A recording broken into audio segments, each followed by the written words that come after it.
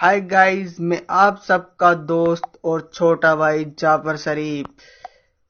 Guys, हमारा ये video बहुत ही ज़्यादा खास होने वाला है क्योंकि इस वीडियो में हम हमारे राष्ट्रीय पर्व 15 अगस्त के बारे में बात करने वाले हैं तथा साथ ही हमारे जो राष्ट्रीय ध्वज है जो कि हमारी आन बान शान का प्रतीक है उसके बारे में भी बात करने वाले हैं। और यह वीडियो इसलिए भी ज़्यादा खास हो जाता है क्योंकि यहाँ से कंपटीशन एग्जाम में भी बहुत ज़्यादा सवाल पूछे जाते हैं। और अभी जो वर्तमान समय में जो राष्ट्रीय ध्वज है उसको फहराने के जो नियम है वो भी बदल दिए गए हैं, इसलिए भी यहाँ से कंपटीशन की जो आने वाली एग्जाम है उनमें प्रश्न पूछने की बहुत ही ज़्यादा संभावना हो जाती है। तो गाइज, हम बात करेंगे 15 अगस्त के बारे में क्योंकि इस दिन हमको जो अंग्रेजों की गुलामी से आज़ादी मिली थी और इस दिन को हम बड़े ही गर्व के साथ, बड़े ही जोश और उल्लास के साथ में मनाते हैं क्योंकि जो ये पर्व है ये हमारी राष्ट्रीय भावनाओं को जागृत करने वाला पर्व है। तो आइए दोस्तों, अब हम इसके बारे में बात कर लेते हैं।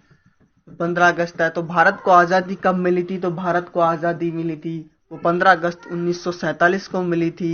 ये आप सबको बताने की ज़रूरत नहीं है, आप सब जानते हो कि जो हमारा देश भारत है वह अंग्रेज़ों से 15 अगस्त 1947 को आज़ाद हुआ था। और जो हमारा आज का दूसरा नंबर का जो सवाल है वो ये है कि 15 अगस्त को भारत के अलावा कौन कौन से देश अपना स्वतंत्रता दिवस मनाते हैं? जो 15 अगस्त है उसको भारत के अलावा कौन कौन से ऐसे देश हैं जो अपना स्वतंत्रता दिवस मनाते हैं? तो इसकी हमारी बेहतरीन सी जो ट्रिक है वो ये ट्रिक है, काको बेहतरीन लिपस्टिक लगाती है। जो काको है, काको गाइस किसी लड़की का भी नाम हो सकता है और का से भी हम इसे याद कर सकते हैं कि जो लड़के हैं वो भी मेकअप का काम करते हैं पार्लरों में। तो इस तरह भी हम इस ट्रिक को याद कर सकते हैं या काको किसी लड़की का भी नाम याद रख सकते हैं। आप अपनी सुविधा के हिसाब से जो आपको बेटर लगे उसे याद रख सकते हैं। तो जो काको है उससे हमारा हो जाएगा, उसमें जो का है उससे हमारा हो जाएगा कांगो, और जो को है उससे हमारा हो जाएगा कोरिया, और बेहतरीन से हमारा हो जाएगा बेहतरीन, और लिपस्टिक से हो जाएगा हमारा लिंक टेस्टीन। इस तरह से हमारी ये ट्रिक काम करेगी और इसकी मदद से हम बड़ी आसानी से उन देशों के नामों को याद रख सकते हैं जो कि भारत की ही तरह 15 अगस्त को अपना स्वतंत्रता दिवस मनाते हैं। तो गाइस, अब हमारा जो नेक्स्ट सवाल है वो 3 नंबर का सवाल, तीसरे नंबर का सवाल, जो कि ये है कि जो भारत है, भारत के प्रथम प्रधानमंत्री कौन थे? तो भारत के प्रथम प्रधानमंत्री कौन थे? वो थे श्री पंडित जवाहरलाल नेहरू जी, जिन्हें कि चाचा नेहरू के नाम से भी जाना जाता है। और इसकी हमारी शानदार सी ट्रिक है वो पापा, जिस इसमें हम जो पाया उससे याद करेंगे कि जो प्रधानमंत्री है वो कौन थे। तो ये पे है, इससे हम याद कर लेंगे कि जो पंडित जवाहरलाल नेहरू है वो भारत के प्रथम प्रधानमंत्री थे। और जो भारत के वर्तमान प्रधानमंत्री हैं वो है श्री नरेंद्र दामोदर दास मोदी जी, जिन्हें की सारा विश्व जानता है कि भारत के वर्तमान में प्रधानमंत्री कौन है। और अब हमारा जो अगला सवाल है वो है 4 नंबर का, भारत के प्रथम शिक्षा मंत्री कौन थे? तो भारत के जो प्रथम शिक्षा मंत्री है वो कौन थे? भारत के प्रथम शिक्षा मंत्री थे अब्दुल कलाम आजाद। और इसकी हमारी सीधी सी ट्रिक है वो ट्रिक है कलम। तो हमें शिक्षा किससे मिलती है? कलम से। और जो हमारे जो पहले शिक्षा मंत्री थे वो कौन थे? अब्दुल कलाम आजाद। और जो वर्तमान में हमारे शिक्षा मंत्री हैं वो है धर्मेंद्र प्रधान जी। तो इसे हम ऐसे भी याद रख सकते हैं कि जो वर्तमान समय में है वो शिक्षा ही प्रदान है। अगर हम शिक्षित नहीं हैं तो हम कुछ भी नहीं कर सकते। तो इस तरह से इसे जोड़कर भी याद रख सकते हैं। और हमारा जब अगला सवाल है वो है कि भारत के प्रथम रक्षा मंत्री कौन थे? तो भारत के जो प्रथम रक्षा मंत्री थे वो है श्री बलदेव सिंह जी, जो कि भारत के प्रथम रक्षा मंत्री थे। तो गाइस, हमें इस जो हमारी ट्रिक है वो यही है कि रक्षा कौन कर सकता है? जिसमें बल होगा, साहस होगा, वही रक्षा कर सकता है। तो इससे हम याद रख सकते हैं कि जो बलदेव सिंह जी थे वो हमारे पहले रक्षा मंत्री थे, और जो हमारे वर्तमान रक्षा मंत्री हैं वो हैं श्रीमान राजनाथ सिंह जी। तो हम इससे भी याद रख सकते हैं कि जो मुगल काल में जो रक्षा का काम है वो राजा करते थे, तो राजा से हम राजनाथ सिंह जी का नाम भी याद रख सकते हैं। आज का अब हमारा जो अगला सवाल है वो ये है कि जो राष्ट्रपिता महात्मा गांधी जी है, वो आजादी के जश्न में शामिल नहीं हुए थे। वो उस समय बंगाल के नोआखली में थे। वो वहां पर हो रही सांप्रदायिक हिंसा को रोकने के लिए अनशन पर बैठे थे। तो गाइस, जो महात्मा गांधी थे वो आजादी के जश्न में शामिल नहीं हुए थे, क्योंकि वो उस समय जो सांप्रदायिक हिंसा भारत में हो रही थी बंगाल में, उसको रोकने के लिए वहां पर अनशन में बैठे हुए थे। इसलिए उन्होंने जो आजादी का जो जश्न मनाया जा रहा था उसमें वो शामिल नहीं हुए। और जो हमारा अगला सवाल जो कि 6 नंबर का है वो ये है कि 15 अगस्त के दिन किस स्वतंत्रता सेनानी का जन्म हुआ था? तो गाइस, किस स्वतंत्रता सेनानी का जन्म हुआ था? जिस स्वतंत्रता सेनानी का जन्म 15 अगस्त को हुआ था वो है महर्षि अरबिंदो घोष जी। तो जो स्वतंत्रता सेनानी है महर्षि अरबिंदो घोष जी, उनका जन्म भी 15 अगस्त को हुआ था। और इसे याद करने के लिए हम याद रखेंगे कि 15 अगस्त से हम अरबिंदो याद रख सकते हैं। जो महर्षि अरबिंदो है घोष जी है, उनका भी जन्म 15 अगस्त को हुआ था।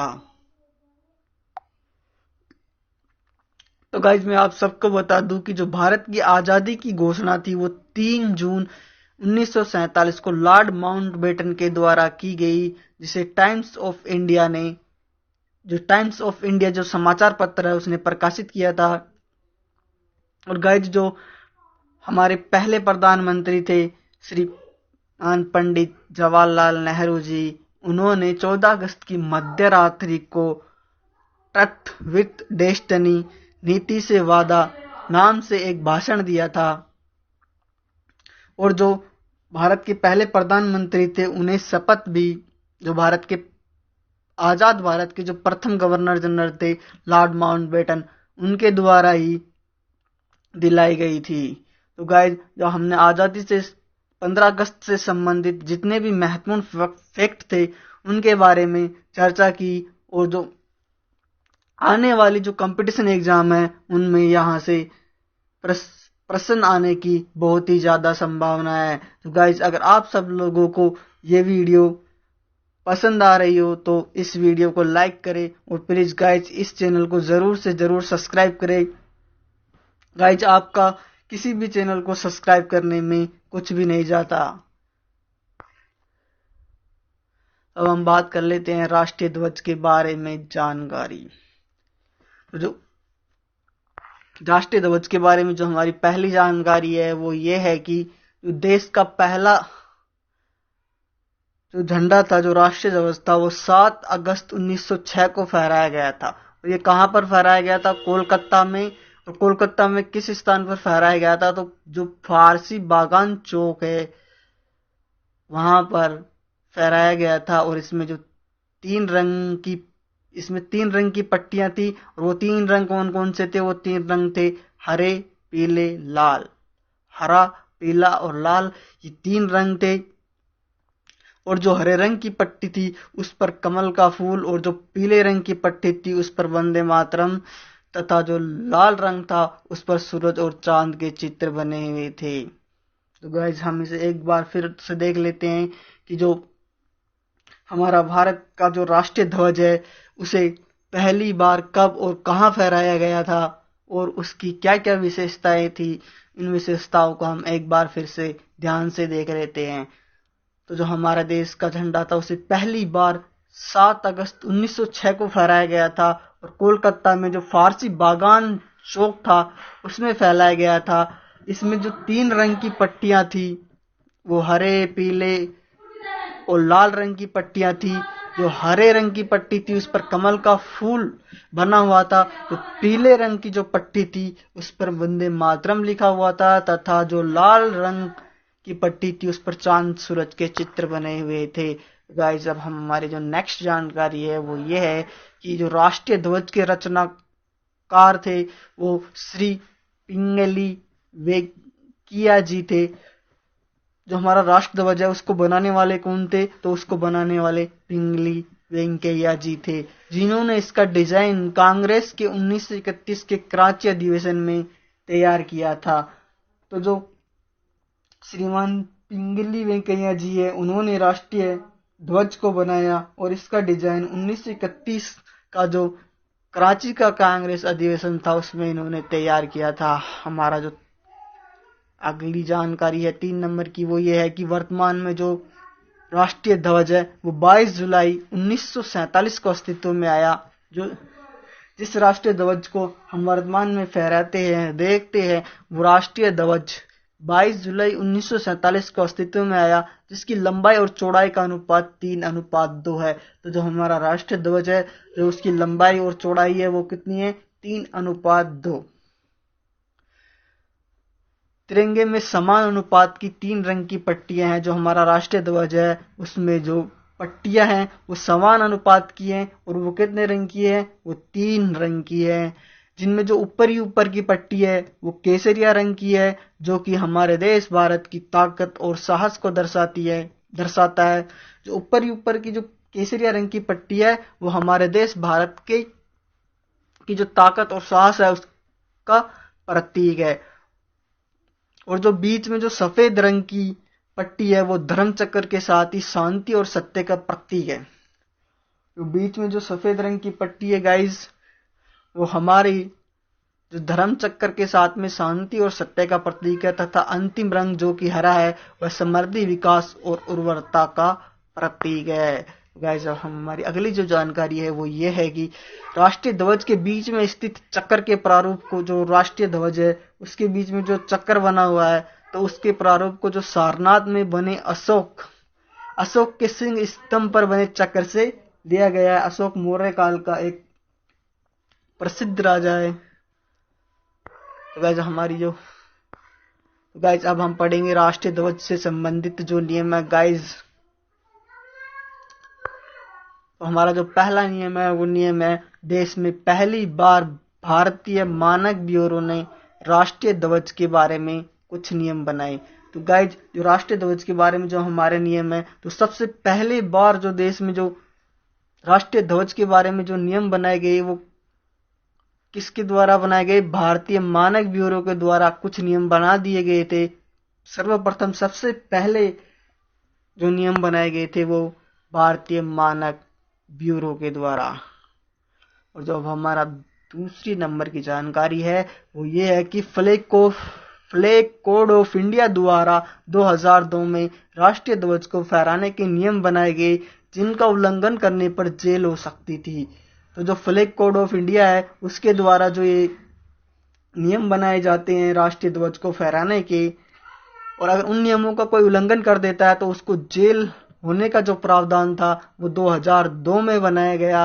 और किसके द्वारा बनाया गया, फ्लैग कोड ऑफ इंडिया के द्वारा, जो कि राष्ट्रीय ध्वज को फहराने के नियम बनाती है। और जो हमारा जो तीसरा नंबर का नियम है वो नियम ये है कि झंडे का आकार आयताकार होना चाहिए। जो हमारा राष्ट्रीय ध्वज है उसका आकार वो किस आकार का होना चाहिए, तो वो आयताकार का होना चाहिए। हमारा चौथा नियम वो ये है कि 2002 से पहले राष्ट्रीय ध्वज को हम लोग सिर्फ 2 अवसरों पर, स्वतंत्रता दिवस और गणतंत्रता दिवस पर ही फहरा सकते थे, लेकिन 2002 में इंडियन फ्लैग कोड में परिवर्तन किया गया और आम लोगों को भी दिन में ध्वज फहराने का अधिकार दिया गया। तो 2002 से पहले जो आम लोग थे वो सिर्फ 2 ही दिन झंडा फहरा सकते थे। वो 2 दिन कौन कौन से हैं, एक तो जो हमारा 15 अगस्त और एक है वो 26 जनवरी। तो इन 2 ही दिनों को जो आम लोग थे वो झंडा फहरा सकते थे, लेकिन 2002 में इंडियन फ्लैग कोड में परिवर्तन किया गया, जिससे कि आम लोगों को भी दिन में झंडा फहराने का अधिकार मिल गया था। और जो हमारा 5 नंबर का नियम है वो यह है कि जो पहले मशीन व पॉलिस्टर से बने झंडे फहराने की अनुमति नहीं थी। गाइस क्या था कि पहले हम जो मशीन से बने हुए झंडे थे, जो पॉलिस्टर से बने हुए झंडे थे, उन्हें फहरा नहीं सकते थे। अगर हम फहरा देते तो हमें जेल हो सकती थी। लेकिन दिसंबर 2021 में अनुमति दी गई, जिससे कि अब हम हाथ, मशीन, कपास, पॉलिस्टर, ऊन, रेशमी, खादी आदि से बने झंडे भी फहरा सकते हैं।